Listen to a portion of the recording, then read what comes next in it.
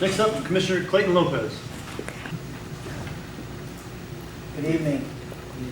I want to thank Hometown and of course the studios as well for having us here to be able to do this. I just so greatly appreciate it. Most of you already know me. Some of you know me well. Some of you know me because we've worked on some community projects somewhere, either with myself as commissioner or just as a fellow citizen. But if you're new to Key West or our district, our neighborhood, then let me introduce myself to you. My name is Clayton Lopez. I am the District 6 Commissioner. There'll be no need for a learning curve because when I was first elected, 2 weeks before Hurricane Wilma hit Key West, it was called the 100-year storm at that time. That was my learning curve. I'm proud to have played a leadership role in getting our city back together, though it took almost 5 years to do it. When I first came in, extremely expensive lawsuits, affordable housing, and quality of life issues that varied from neighborhood to neighborhood were the issues. Affordable housing is still an issue. We're working on that right now.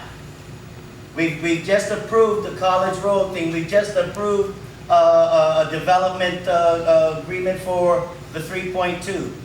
So we've got issues that we're actually working on. We've settled the lawsuits. One of them for less than half of what it had grown to, and we hired a new city attorney who brought more of the city's litigation in-house. I've worked with 3 mayors, 4 city managers. Whether we've agreed or not, we've always found a way to work to move the city forward. We've worked and we've explored and have improved housing options and have at least 3 on the table right now. One of them is the one that led to our having a wonderful first-class family park with a beautiful amphitheater that we plan on dedicating next Friday as part of the city's recognition of Juneteenth, naming it after one of the last of our legendary musicians, Mr. Coffee Butler.